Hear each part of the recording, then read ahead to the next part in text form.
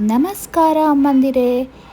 ಬಿಸಿ ಬಿಸಿ ಅನ್ನದ ಜೊತೆ ಈ ಸಾಂಬಾರ್ ಯಾರ ಬಾಯಲ್ಲಿ ನೀರುಳಿಸಲ್ಲ ಹೇಳಿ. ಸೊ ಇವತ್ತಿನ ಈ ವಿಡಿಯೋದಲ್ಲಿ ಹಳ್ಳಿ ಶೈಲಿಯಲ್ಲಿ ಮೊಳಕೆ ಹುರುಳಿಕಾಳು ಸಾಂಬಾರ್ ಹೇಗೆ ಮಾಡೋದು ಅಂತ ತೋರಿಸ್ತಾ ಇದ್ದೀನಿ. ಬನ್ನಿ ಶುರು ಮಾಡೋಣ. ಮೊದಲಿಗೆ ನಾನು ಒಂದು ಪ್ಯಾನನ್ನು ಬಿಸಿಗಿಟ್ಟು ಇಲ್ಲಿ ಹುಚ್ಚೆಳ್ಳನ್ನು ಬಿಸಿ ಮಾಡ್ಕೊಳ್ತಾ ಇದ್ದೀನಿ. ಇದು ಚೆನ್ನಾಗಿ ಡ್ರೈ ರೋಸ್ಟ್ ಆಗಬೇಕು. ಇಲ್ಲಿ 1 ಟೇಬಲ್ ಸ್ಪೂನ್ ಅಷ್ಟು ಹುಚ್ಚೆಳ್ಳು ತೊಗೊಂಡಿದ್ದೀನಿ.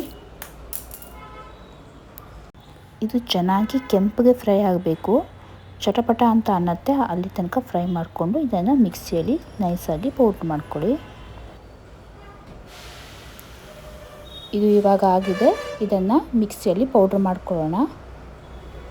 ಇವಾಗ ನಾನು ಅದೇ ಕಡಾಯಿಯಲ್ಲಿ ಸ್ವಲ್ಪ ಎಣ್ಣೆ ಹಾಕ್ಕೊಂಡು ಇಲ್ಲಿ 1 ಈರುಳ್ಳಿ, 1 ಗಡ್ಡೆ ಬೆಳ್ಳುಳ್ಳಿ, ಸ್ವಲ್ಪ ಶುಂಠಿ, ಆಮೇಲೆ ಗಸಗಸೆ, ಒಂದು 4 ಲವಂಗ, ಸ್ವಲ್ಪ ಚಕ್ಕೆ ಹಾಕ್ಕೊಂಡು ಹಾಗೆ ಹುರ್ಗಡ್ಲೆ ಕೂಡ ಹಾಕ್ಕೊಂಡು ಚೆನ್ನಾಗಿ ಫ್ರೈ ಮಾಡ್ಕೊಳ್ತಾ ಇದ್ದೀನಿ.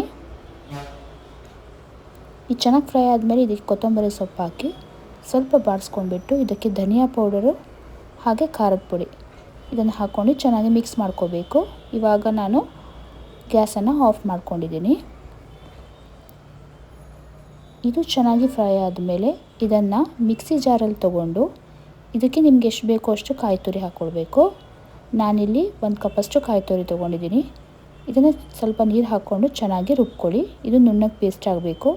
ನೋಡಿ, ಈ ಥರ ಆಗಬೇಕು.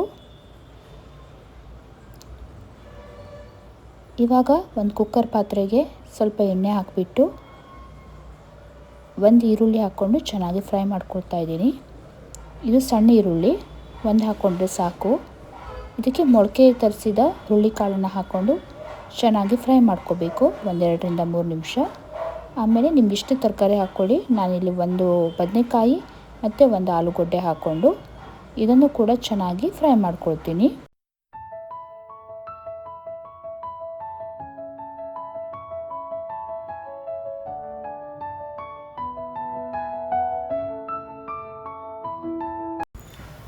ಇವಾಗ ಇದಕ್ಕೆ ಮಿಕ್ಸಿಯಲ್ಲಿ ರುಬ್ಬಿದ ಮಸಾಲ ಹಾಕ್ಕೊಳ್ತಾ ಇದ್ದೀನಿ. ಇದು ಹಾಕ್ಕೊಂಡ್ಬಿಟ್ಟು ನಿಮ್ಗೆ ಎಷ್ಟು ಬೇಕೋ ಅಷ್ಟು ನೀರು ಹಾಕ್ಕೊಳ್ಳಿ. 1 ಟೊಮೆಟೊ ಹಾಕ್ಕೊಳ್ಬೇಕು. ಚೆನ್ನಾಗಿ ಮಿಕ್ಸ್ ಮಾಡ್ಕೊಳ್ಳಿ. ಇಲ್ಲಿ ನಾನು ಸ್ವಲ್ಪ ಅರಿಶಿನ ಹಾಕ್ಕೊಳ್ತಾ ಇದ್ದೀನಿ. ಇದನ್ನು ಹಾಕಿಬಿಟ್ಟು ಚೆನ್ನಾಗಿ ಒಂದು ಸಲ ಮಿಕ್ಸ್ ಮಾಡ್ಕೊಳ್ಬೇಕು. ಇಲ್ಲಿ ಇವಾಗ ಹುರಿದ ಹುಚ್ಚೆಳ್ಳು ಪೌಡ್ರ್ ಹಾಕ್ಕೋಬೇಕು. ಈ ಪುಡಿನ ಹಾಕ್ಕೊಂಡ್ಬಿಟ್ಟು ಚೆನ್ನಾಗಿ ಮಿಕ್ಸ್ ಮಾಡಿಕೊಂಡು ರುಚಿಗೆ ತಕ್ಕಷ್ಟು ಉಪ್ಪು ಸೇರಿಸ್ಕೊಳ್ಳಿ.